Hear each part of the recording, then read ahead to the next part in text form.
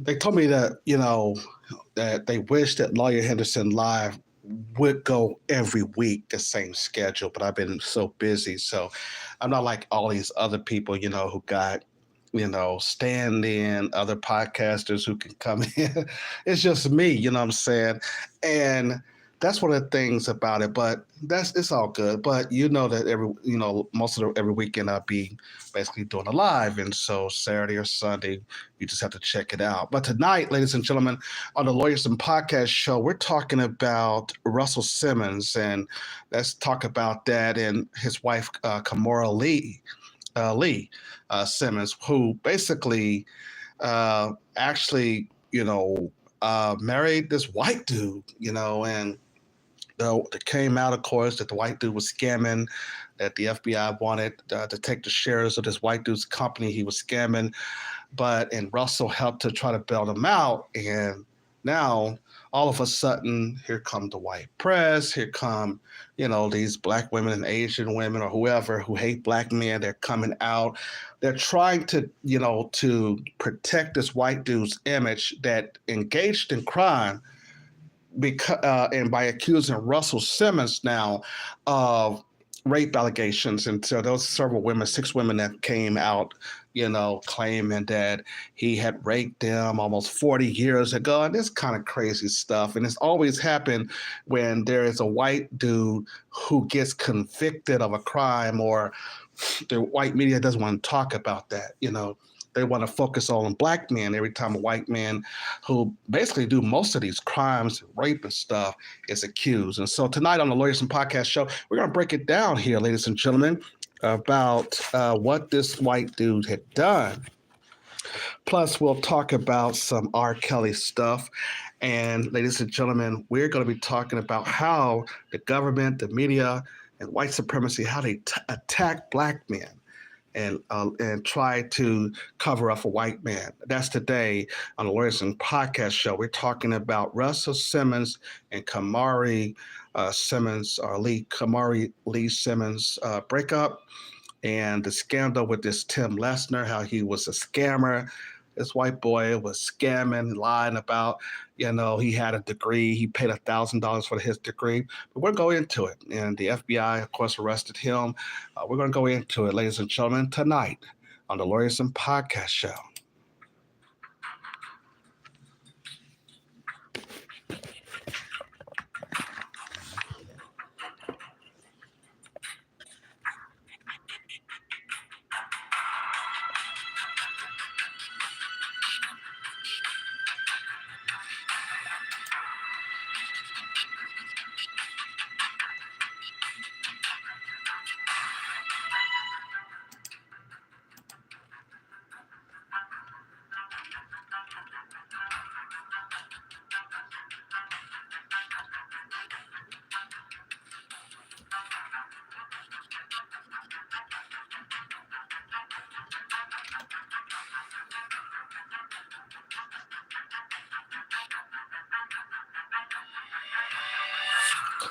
Yes, we're talking about Russell Simmons and the Kimora Lee Simmons, and we also talking about 6 accusers, I should say. 6 accusers are basically have came out and accused Russell Simmons of rape some 40 years ago.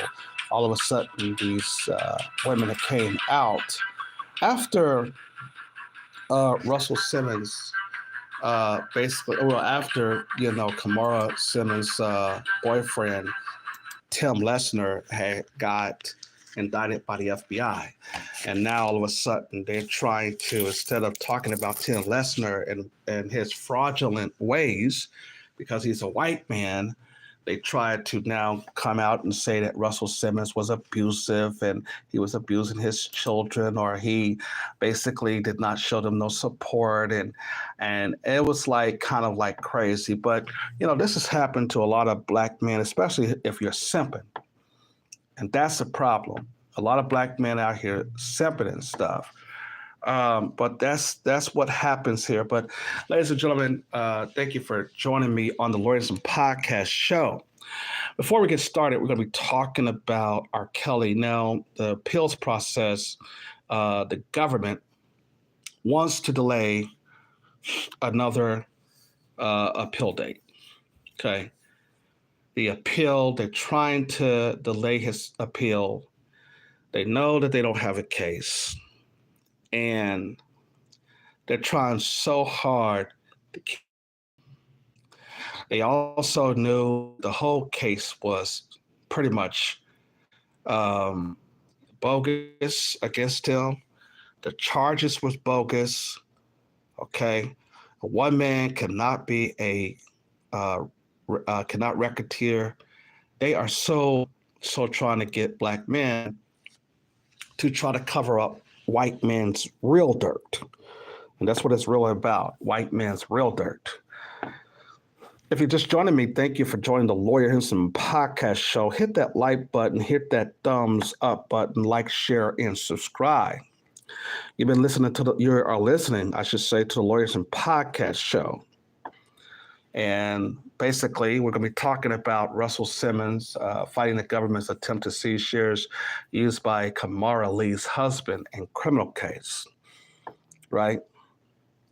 So, but R. Kelly, his appeal is basically, they're trying to drag it on. They're trying to make sure that they basically keep this man, tied in, to this system, keep him locked down, keep him in prison, and they have no real basis here.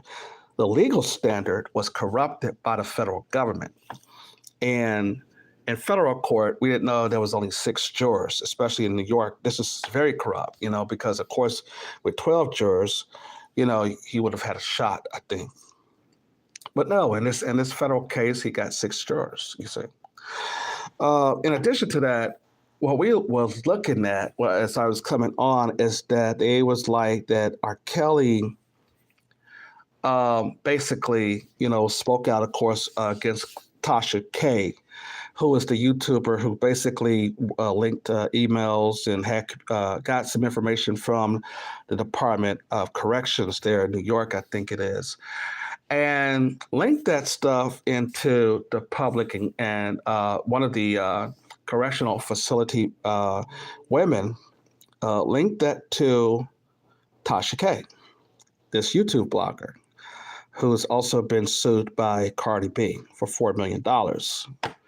So, when it comes to Tasha K., she's messy as hell. She basically, like a lot of these, black women who hate black men, they just don't understand how they are allies to the system, and then want to know why she basically, why a lot of them don't have husbands. Now, Tasha K. do have a husband, but he's not an American black man. He's from Nigeria or some other African country, right? So we knew how that was going to go down, okay? But anyway, the R. Kelly situation is basically pretty much, it's really over. They have, even the appeals court knows there is nothing, and I mean nothing, that they can really hold this man on. There's no evidence. The allegations against him are fraudulent. They're bogus. And so they basically want this man to do something to himself, want him to go crazy as long as he's staying in there. But they know that the trial court made so many mistakes, it erred. And then the accusers have come out and said they were paid. They were basically paid to do this. They basically admitted that he did not hold them hostage. They also came out and said that they were paid to say that in the docuseries. The docuseries, they said, was a lie. Now everybody is saying, oh, here's the truth, that this man actually was basically targeted by these women, and that they solicited him a lot, especially when he was on stage, throwing their panties up on stage. So now these women who claiming that they were, abused by R. Kelly, they don't have really they don't have nothing because they were tricked into lying, talking about they were going to get money for it. That was the basis of their lies, is to try to get money. But when you find out under the system of white supremacy, you'll find out real quick. Only the people, specifically the white folks who run everything, is going to get the money. They're going to be the ones end up trying to get a lot of the money, like we now are basically saying in Russell Simmons and Kimora Lee's situation that we'll be talking about here in just a moment. Hit that thumbs up, like, share, and subscribe. You're listening to the Lawyers and Podcast Show. So that is interesting to see what they're going to do, because this appeal cannot stand. It's really bogus. And a person who knows a lot about law, this is not, if you're following the law, there is no way that appeal could, that he would basically, that the appeal process will not work in his favor. So Jennifer Bonjean had been doing a good job in trying to make sure that he keep high hopes and to get this process, just like she did Bill Cosby, get this man out of prison.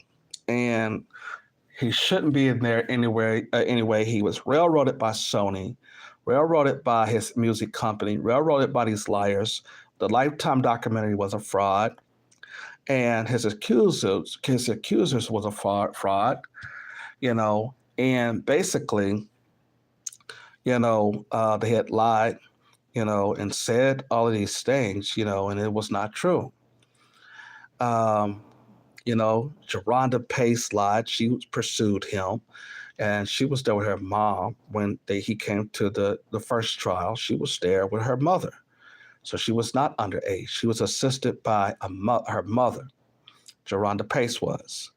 And then right here in Atlanta, you had Asante McGee. She lied. She was getting money, but as long as she was getting money, she was okay. And then the rumors was they came and stole a lot of things from R. Kelly's Atlanta home. So all of them were lying. They were all coming out to be liars. Okay? And so they were pursued by these women, by the government, like, this crooked DA here, Kim Foxx, to come forward if they had any allegations against R. Kelly. And she was soliciting them. And this is not how the prosecutor worked. They're supposed to let the police investigate, and then after looking at the police investigation, based upon the evidence, they're supposed to pursue a prosecution. They were supposed to take him to trial and arrest him for it. But as we know, under the system of white supremacy, there is no equal justice under the law when it comes to black men or black people and white folk. This is the reason why then it's foolish for us to think that there is, you see. So the accusers are coming, they're broke. They're trying to sell their worthless book, and it's just not happening. Like Lisa Van Allen, she wrote a book, Geronda Pace wrote a book, they tried to promote it, and it's flopping. A lot of people don't believe what they're saying, okay? These allegations are untrue. And so to have a YouTube blogger like, what's her name? I forget this girl's name. Hold on, let me look her up here. To have Tasha K. To have Tasha K to basically get his information, the detention officer to give Tasha K R. Kelly's information, some information and stuff like that is crazy. Azriel Clary turned on him. The only one that is still sticking with him, as far as we can see, is Jocelyn. Jocelyn had not basically have returned home to her parents, you see. And that's because she basically is saying she's in this good relationship with R. Kelly, or even she's been taken care of at the point that even when he's in jail. So you always need someone who's going to be on your side. And I think Jocelyn, if she hold on there, um, she'll be the only person with R. Kelly that probably will see it to the end, I think. Um, so that's something that is really interesting. That Jocelyn, unlike Ariel Clary, Jocelyn is the only one. Is the only one that is really sticking by, you know. So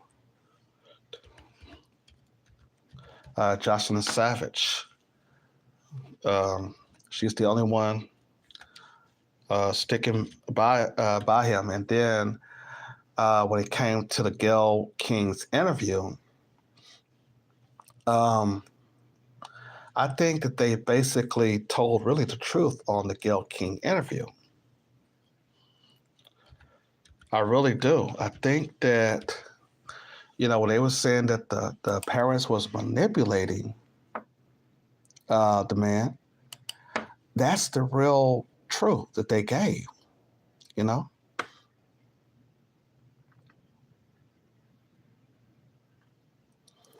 So,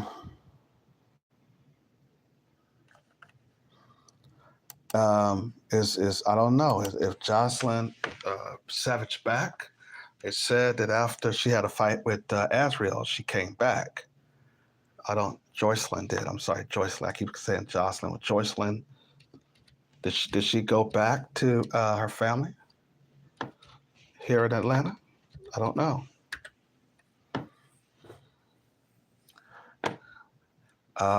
They said that she had a baby with R. Kelly.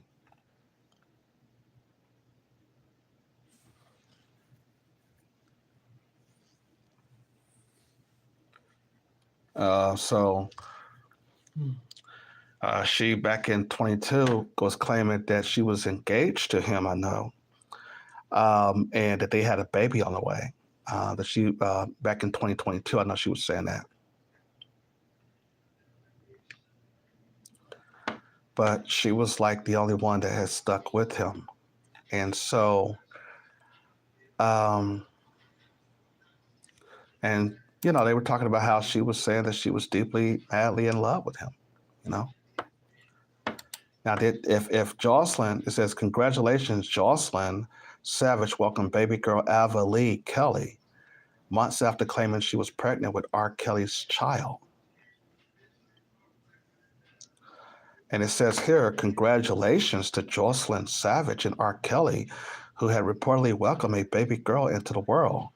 Jocelyn shared the news on her Instagram page, revealing that her bundle of joy, who is named Ava Lee Kelly, was born on December 8th, as she accompanied her post by giving her followers a glimpse of her girl. Ava Lee Kelly, 12/08/22. The caption read, accompanied by a snap of a newborn infant. And the following post, Joycelyn continued, my baby girl Ava, when you were born, my whole world shined so bright. I knew that it was no longer about me anymore. It was about us. Though the world is cold, I promise to always protect you. I am so happy to be your mother, and you bring me so much joy. 12/08/22. And she shared that on her Instagram.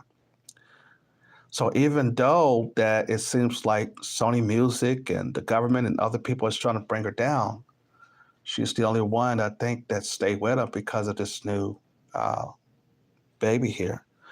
It goes on to say that, as we previously reported, Jocelyn announced her pregnancy in her 11-page long memoir, Love and Joy of Robert, which was released back in August.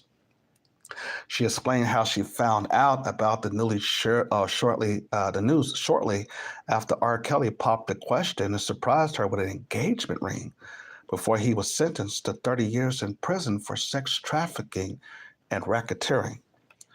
Even though Joycelyn asserted that she had been given the approval by R. Kelly to release the memoir, after having presented him with an early copy before it was published, lawyers for for the I Am a Flirt singer denied her claims, insisting that the baby was not R. Kelly's. His attorney, Jennifer Bonjean, told TMZ at the time of the pregnancy announcement that Joycelyn was certainly not pregnant with her client's child, adding that the memoir was just not actually a tell-all book and that people are just insane. Joycelyn firmly stood behind her words, dispelling Jennifer's comments that R. Kelly was not the father of a child. Okay, so it's interesting that, she basically was saying that she got this baby and named her Ava Lee Kelly. And just months after claiming that she was pregnant with the man's child, I should say. So, but no one has not seen or heard from her in weeks. We don't know if she basically moved back to with her parents' home here in Atlanta. I don't know. That's interesting because she stayed at the limelight now for a year now. So, is this R. Kelly's baby or whose child is this? And so that's what I want to know. If she is pregnant, I don't know. That was last year when she was saying that, but I don't think she was. But anyway, yeah. But so the appeal, like I said, would not stand. The appeal process in the R. Kelly situation is not going to, it's going to release them if they're following the law. Now, of course, we live in a system that doesn't follow the law. So it could be that, they try to deny him. Okay. But all right, let's get into it. Russell Simmons fighting government's attempt to seize shares used by Kimora Lee's husband in criminal case. And I'm going to give Radar Online credit here. And see, this is why we talk so much about simping. Because here is a man that was worth at least, I think, 500 million or 300 million or 500, I don't know. But he was worth $500 million. And the worst thing that you can do is to just go out and marry just anybody. Okay. Now, the thing about this is that his ex-wife, Kimora, is from Malaysia, right? And fine. Okay. She was a U.S. citizen. But when she really had nothing when she met Russell, because she was just a model at the time that they had met, right? And now, after, helping her to boost her career, helping her to get her clothing line and all this stuff, helping her basically just to become a business minded person, like Black men, we basically go out and we think that when we interracially date that there's grass greener on the other side, right? So we basically know that the only reason why she basically got with him is because of money. Let's be very clear. He was an older man. He was a hip hop legend, and she was basically young. She was a model. She was trying to get into the industry, the modeling industry, and all that stuff, right? So now it was a situation where I want to read this article about this white dude that after her and Russell breaks up, they find out that this white dude was scamming them. And then after all of that reports came out that he was arrested by the FBI, then all of a sudden, here come some more Black women accusing Russell after 40 years of rape and all these other allegations. See, this is what we've been talking about. Every time the white dude is accused of something, when there is more allegations, they have to bring a Black man into it. They have to also get the children to lie, just like in R. Kelly's case I just mentioned. But we'll start the article off. We'll give credit to Radar Online's Ryan Newman. It says that Russell Simmons fought back against the government's attempt to seize stocks he claimed were rightfully his. Okay. According to court documents obtained by RadarOnline.com, Simmons opposed prosecutors' request to dismiss the petition he filed as part of his ex-wife Kimora Lee Simmons' estranged husband Tim Lesner criminal case. Simmons and Lee were married from 1998 to 2009. Lee went on to marry banker Lesner in 2014. Now, just basically, so after she got out the marriage with Russell Simmons, she met this dirty, filthy, scamming white boy on an airplane in Malaysia who was already, in a sense, married to another Asian woman, right? They were talking, and blah, blah, blah, blah, blah. And you know how sometimes, you get these Asian women, these black women, or Latino women. These white men forced them real quick to get married. And it is always that, every time they see white daddy with a suit, oh, this is this is love at first sight. Oh, I'm happy. And then they later find out that white daddy is not making the type of money that he alleges that he is making. We found out later that this was a fraudulent investment banker. And we'll get to it here in a minute. The article goes on to say that over the years, Simmons and Lee continues to do business and maintain a friendly relationship publicly, which is a bad idea. Once you break up with the woman, do not do any business with her. Okay, this is the worst idea for Russell Simmons. Now, he was a simp, and I agree with that. But that's one of the biggest mistakes you don't make, and that is to get into business with your ex-wife, your ex-partner. Don't do it. Because a lot of time, they're looking for some white men to help them as well. And this is the opposite of what's going on when these white men who basically are frauds, are coming out as frauds and scandalers. Basically, it's coming out now and that he scammed Russell's money from his ex-wife, Kimora. Okay. The article goes on to say that in 2018, Lesner was arrested over his role in a massive foreign money laundering scheme. He posted $20 million bond and was allowed to be free while his criminal case unfolded. He pleaded guilty and agreed to pay back $43 million.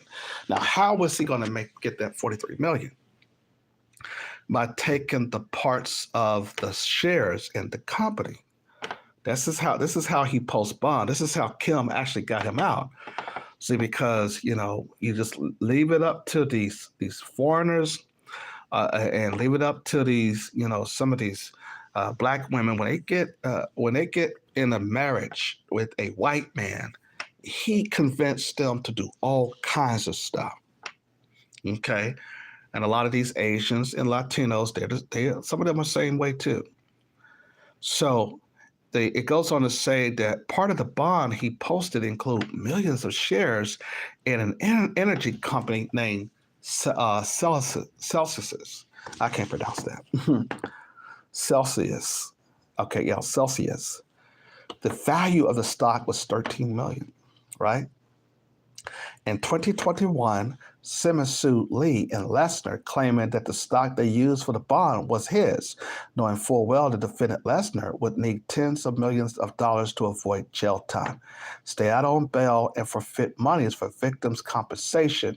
Defendants engaged in this blatant fraud to achieve the nefarious and unlawful goal his suit read.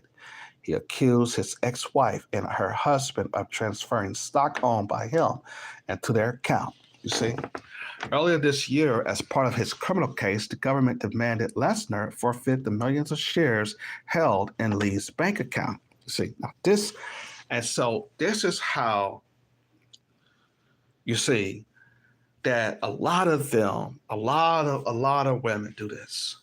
They think that when they think that the white man's ice is colder.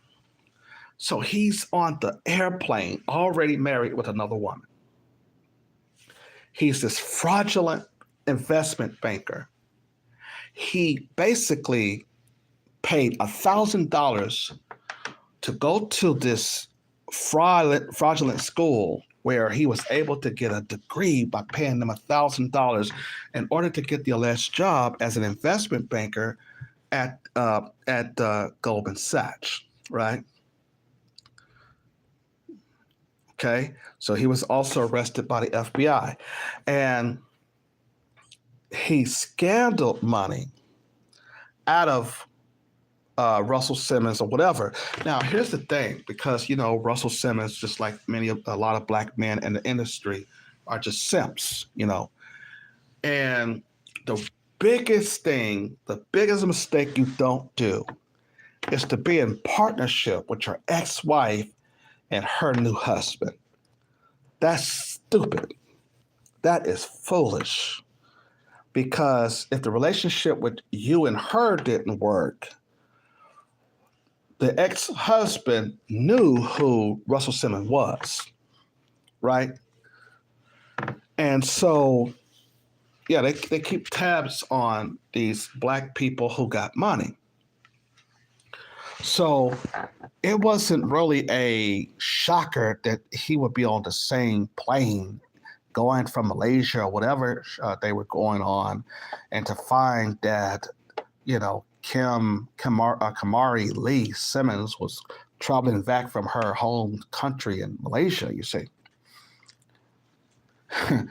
This is foolish. This is Russell Simmons basically was foolish in this part. Man, you do not do any business with an ex-wife. Ex-girlfriend, you don't do any business with them. That's dumb. The news report goes on to say that, as we were first reported, Lee claims 892,000 of the shares were hers. She asked the government to not seize her shares.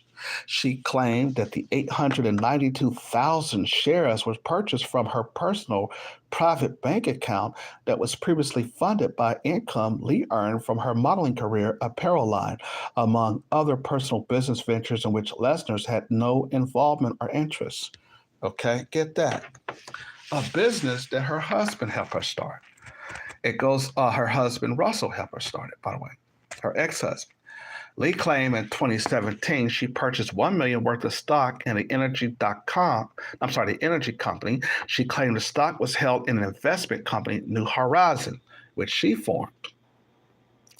Well, Lee purchased the Celsius shares in January of 2017 with her own separate funds. Lee neither knew nor had reasons to know that those shares would later become subject to the forfeiture, the filing read. Lee said Lesner didn't contribute funds to purchase the shares in question. All right, so the white boy shows up and he didn't have to put any shares. So how did he get ownership of some of the company? And why would you basically be able to allow him to say that? It's just like, okay. And see, we thought black women only do this. We thought the black bed witches only do this. But the Asians and Latino women, they do this too when they meet a white dude and they think that he's legit. All he has to do is show up with a suit and they think he's legit, you see. It goes on to say that Lee claims Simmons transferred all of his interests in New Horizons to Lee's company. Simmons claimed his ex-wife invested the company because of his suggestion. He also said he didn't invest his money into stocks that were purchased by Lesner's while at New Horizon. How did he purchase any stock when he didn't have no money? This Lesner person was not worth millions of dollars as he claimed. Further, he claims that he was owed 49% of the shares that the government wanted to seize. Early this month, the government asked that Simmons motion that demanded a portion of stocks be thrown out. The government backed up Lee's claims Simmons has transferred all of his interest in New Horizon to Lee's company in 2019. Now, you see what happened here. Okay. You see what happened. If the white dude had money to go into this particular situation, How could he not use his own money? I'm trying to figure this out. If he was an investment banker, you see, and this is the reason why, every time these white dudes showed up, they shows up. It's all about a scam, and they could convince these black women, these Asian women, these Latino women, all because they probably be from a different country, or they probably some bed wench who basically just show up, or who's just excited that she got a white dude on her arm. You see. It goes on to say here that now Simmons has fired back. The motion to dismiss the verified petition is a shocking attempt by the government to take property worth over $500 million from an innocent person while denying the person the ability to challenge the government's wrongful taking. His response read. His lawyers argued it strained credulity to assert that stepping into the shoes of a criminal member of an LLC somehow allows the government to take all the interests of the others. Innocent member of the LLC, and the innocent member is then not allowed to contest this injustice, right?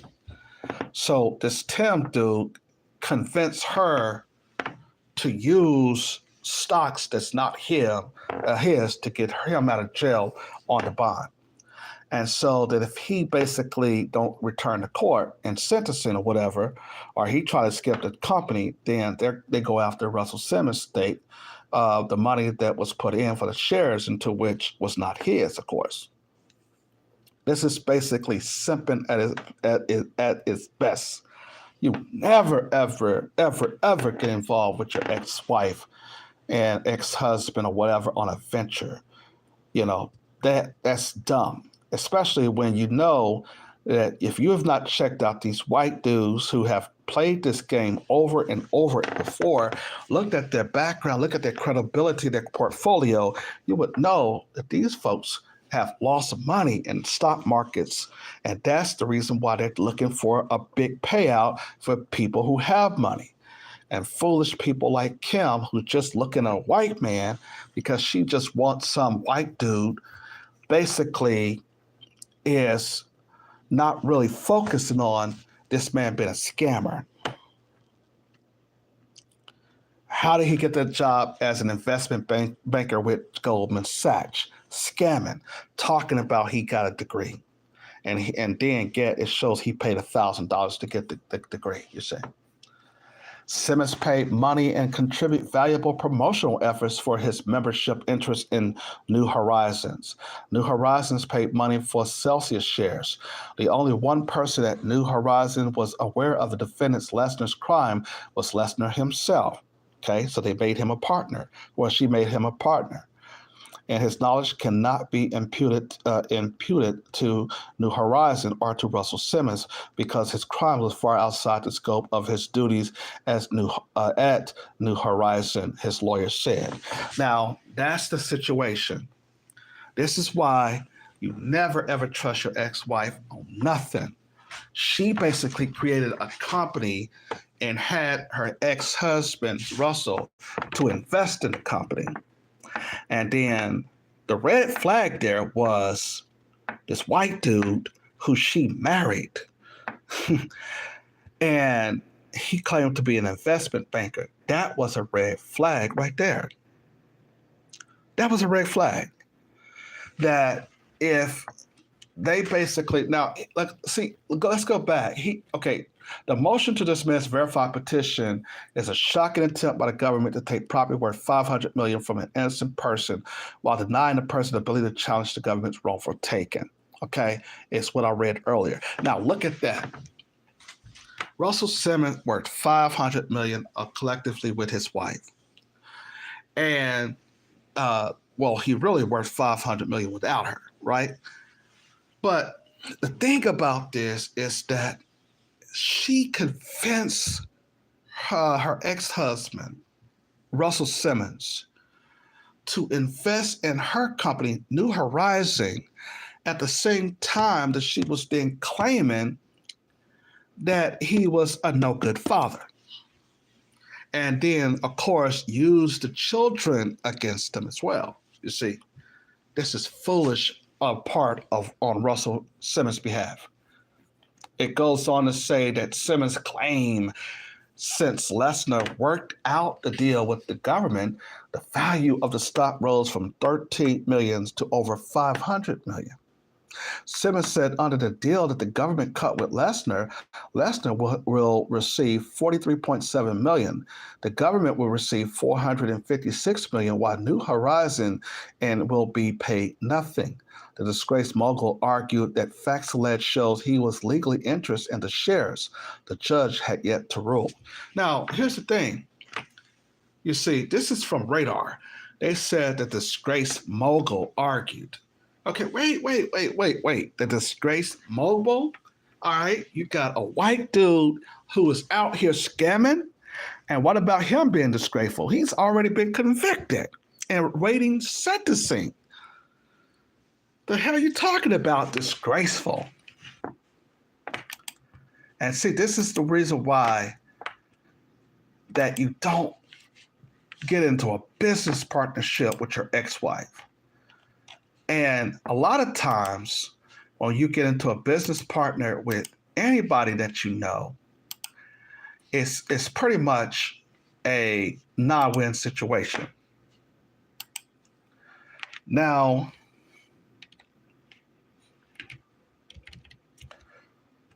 we know why the white media is saying it's coming out to have his kids accuse him of a lot of allegations. We know about that. We know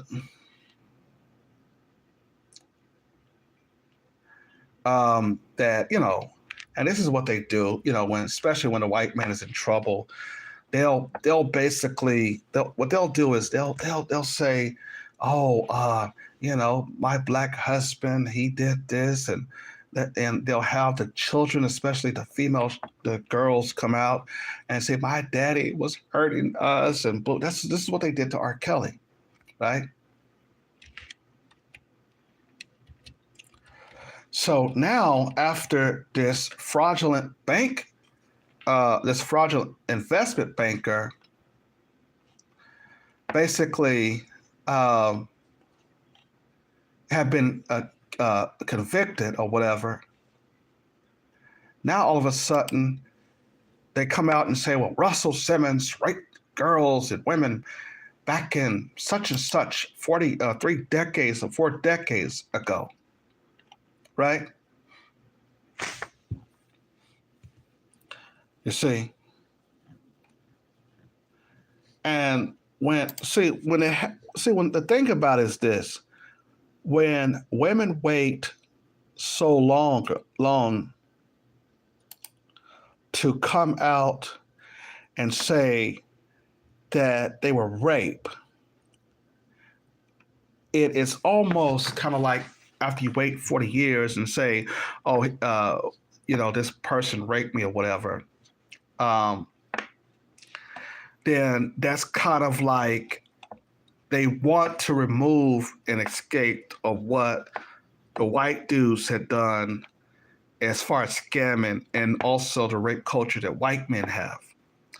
That's the whole purpose of then finding women who accused black men some 40 years ago of rape, or getting their children to speak out against them. That's the whole ideal as to why, they do this.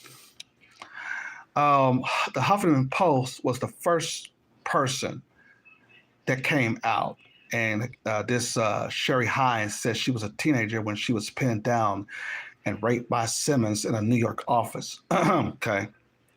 Now, we know with R. Kelly and Bill Cosby and Cuba Gooding Jr. and all of the other black men, we know that most of the time there's no police reports.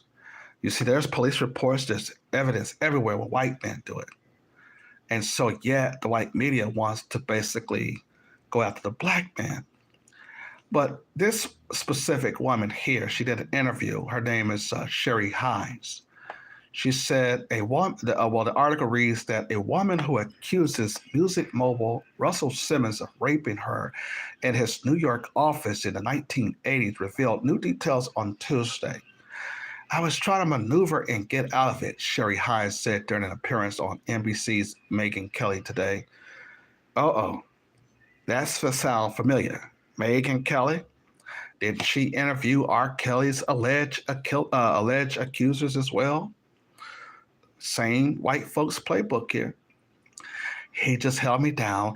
Next thing I know, my pants was down and he was having his way. Hines said she was 17 or 18, part of an all-female hip-hop group when Simmons, now 60, asked her to visit his office around 1983. She said she hoped to talk business, but was pinned down on his couch and raped. Hines said she told Simmons no, but he didn't stop. After Simmons finished, Hines said she ran from his office crying and immediately told her friend what happened. The friend encouraged Hines to tell her mother, but Hines refused, saying she worried that she would be blamed. I felt embarrassed. I felt used, worthless, she said. The way I felt at the time, I can't believe this man just violated me like I was nothing. Now, let me stop right there. Why would her mother be upset with her for reporting a rape? I just don't get it. And even if the mother basically had, will get mad at her or whatever, why not go to the police, right?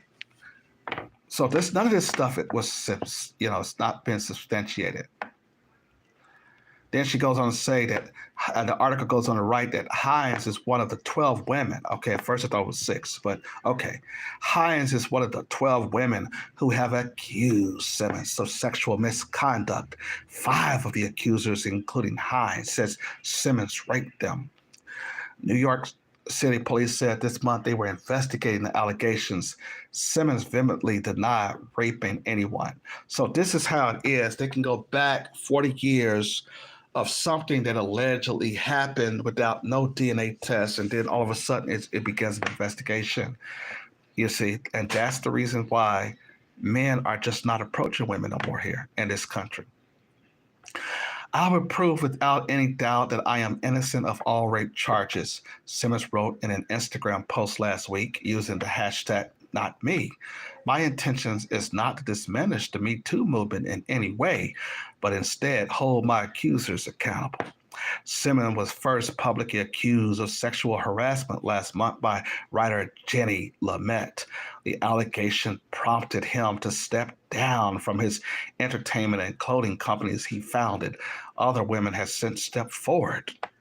Hines, whose story was first reported by the Los Angeles Times last week, said Tuesday that she had been contacted by the New York police, but haven't yet been interviewed. Another Simmons accuser, Natasha Williams Bloch, joined Hines on Kelly's show. Williamson Bloch said she was 18 when Simmons tried to force her to perform oral sex on him after a yoga class in Los Angeles. If I can see that 18-year-old girl today, of course, I would have assured her that it's not her fault, William Bloch said. You see. Now, okay, and I think that's all of the article. See, here's the thing about these allegations. As I told you, that the white media is always wanting to print this stuff that happened 40, 40 years ago when it comes to black men. Now, this is recently after most of these accusations was when the FBI was arresting Kimura's husband, Tim Lesner, accusing him of rape. You see, that was the situation. Okay. Now, excuse me.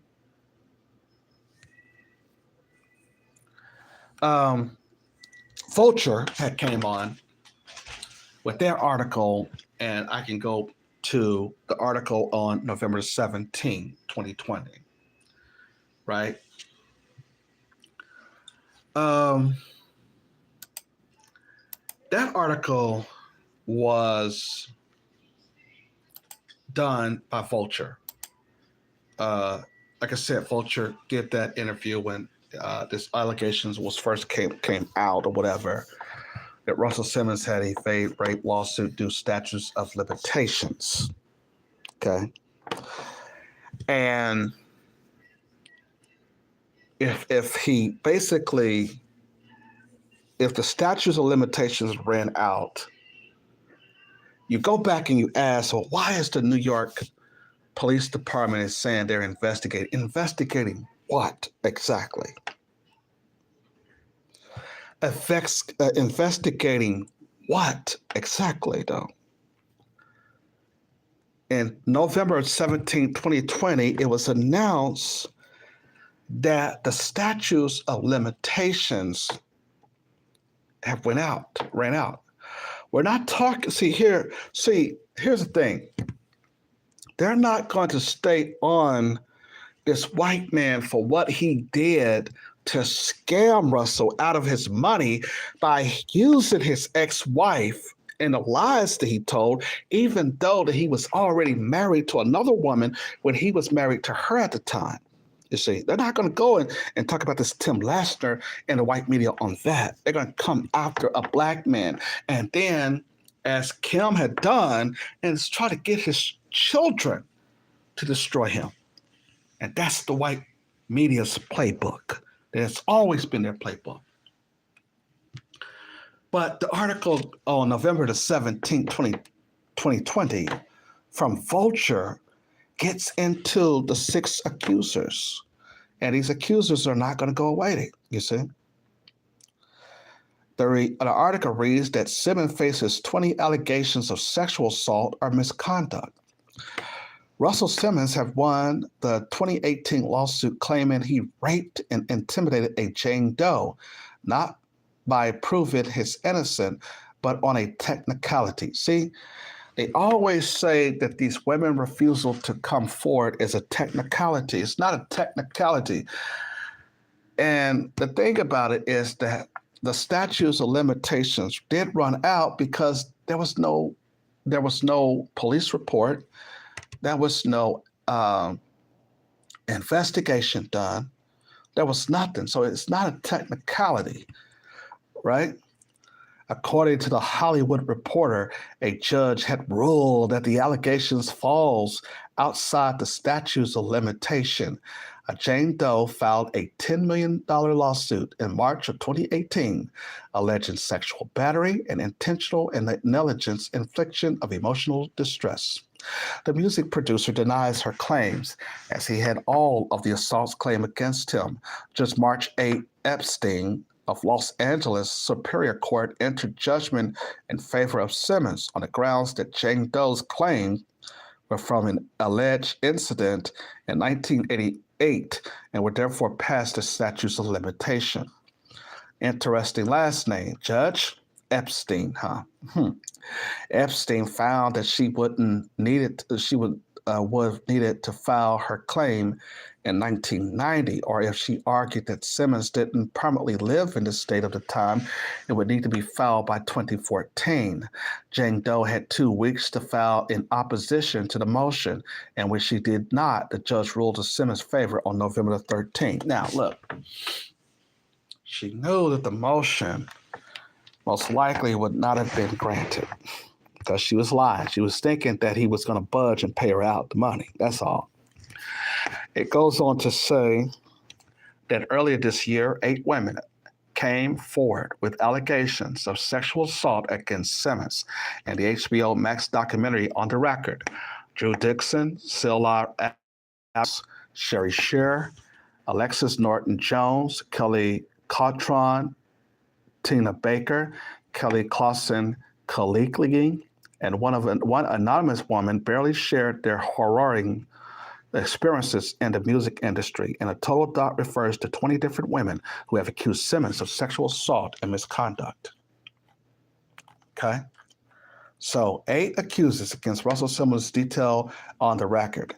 And we've seen this with R. Kelly. We've seen this with Cuba Gooding Jr. We've seen this with Bill Cosby. Okay. And they're just trying to keep these lies going because none of these women came forward. But anyway, ladies and gentlemen, I want to know your thoughts on this and to let me know what you think, why these accusers are coming out now, or 2020 was 3 years ago, and now they're still trying to come out, and the statute of limitations all ran out. And now, because this Tim Lesner got convicted, they're still trying to hide the fact that these white dudes be getting away with a lot of this stuff, a lot of rape, and a lot of white dudes in the industry be getting away with a lot of rape. But so the white media wants to put the black men on trial here because the allegations are way back and they don't have anything else, right? So that's why these white celebrities or white CEOs, they're not in the media. They're not in this doing this because, it's just to try to protect the white dude's image who are the real rapists and who also have basically been in this industry, the music industry and movie industry, raping these women or sexual harassment. And now the white media want to come out and say, black men, black men, black men, black men. We're not going for it, ladies and gentlemen. As black men, we're standing up for the truth, standing up for the righteousness. These women have a lot of times to basically come forward, and they didn't. Ladies and gentlemen, you've been listening to the Lawyers and Podcast Show. I thank you for listening to our show. Don't forget to like, share, and subscribe to the channel, Lawyers and TV. YouTube have us on a permanent shallow ban. So we'll have, like I said, other platforms where you can listen to the Lawyers and Podcast Show.